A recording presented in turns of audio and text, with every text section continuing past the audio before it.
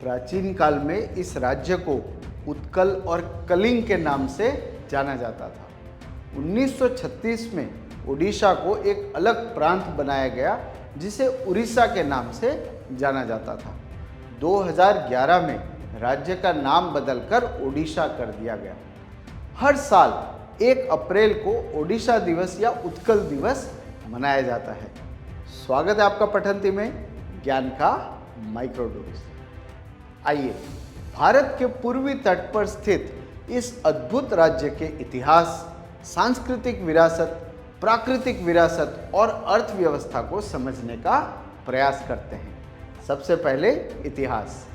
ओडिशा को प्राचीन काल में उत्कल और कलिंग के नाम से जाना जाता था और इसका इतिहास 3री शताब्दी ईसा पूर्व का है।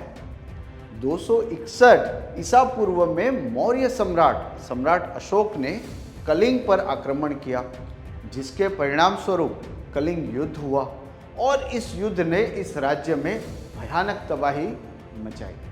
ऐसा माना जाता है कि इस स्थान से बहने वाली दया नदी युद्ध के मैदान से बहे लहू के कारण लाल हो गई थी।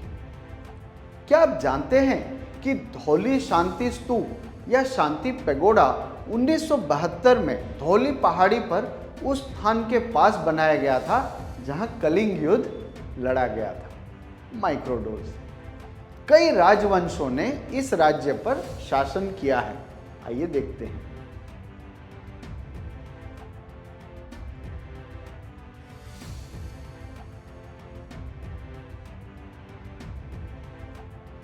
अंग्रेजों ने ओडिशा को विभाजित किया और Bengal presidency, Madras presidency, central province और बेरार समेत कई विभिन्न प्रांतों और प्रेसिडेंसी के साथ इसका विलय कर दिया।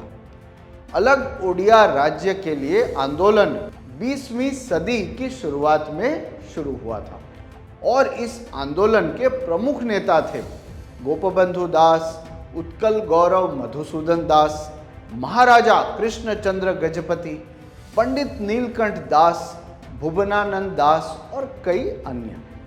अब बात करते हैं ओडिशा की सांस्कृतिक विरासत के बारे में।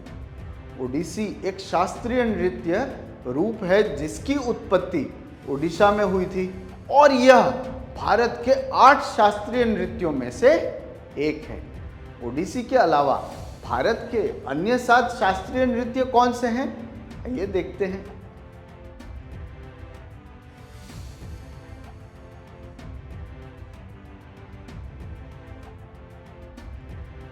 यह पता लगाने की कोशिश कीजिए कि ये नृत्य किस राज्य से संबंधित हैं।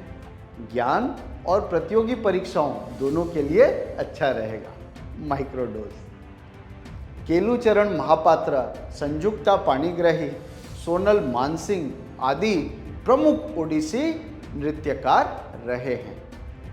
हम ओडिशा के बारे में बात करें और इसके महान मंदिरों के बारे में बात न करें, ऐसा कैसे हो सकता है? आइए देखते हैं।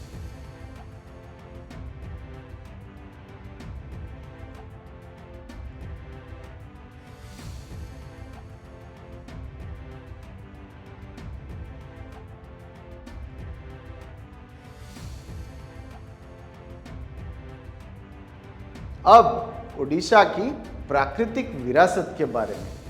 ओडिशा के कुल भौगोलिक क्षेत्र का 33.5% वनों से आच्छादित है। देखिए,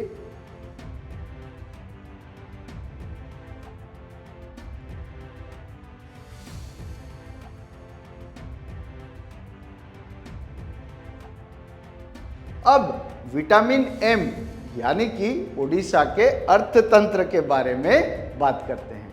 ओडिशा में पारादीप भारत के प्रमुख बंदरगाहों में से एक है। अन्य बंदरगाह धामरा बंदरगाह, गोपालपुर बंदरगाह आदि हैं। क्या आप जानते हैं कि ओडिशा खनिज संसाधनों जैसे कि क्रोमाइट, ग्रेफाइट, बॉक्साइट, मैंगनीज अयस्क, लौह अयस्क आदि में बहुत समृद्ध है? क्या आप जानते हैं कि भारत का 95% क्रोमाइट और 92% निकल अयस्क ओडिशा में उत्पादित होता है। माइक्रोडोज। एक आखिरी मुद्दा। कटक के बारबाटी स्टेडियम में खेले जाने वाले क्रिकेट मैच तो आपने देखे ही होंगे। क्या आप जानते हैं कि कटक की स्थापना 989 ईस्वी में हुई थी और 1948 में भुवनेश्वर को राजधानी बनाने से पहले यह लगभग 9 शताब्दियों तक उड़ीसा की राजधानी थी। माइक्रोडोज। मेरा जन्म इस महान ऐतिहासिक शहर कटक में ही हुआ था। हमें उम्मीद है कि आपको वीडियो पसंद आया होगा। देखने के लिए धन्यवाद।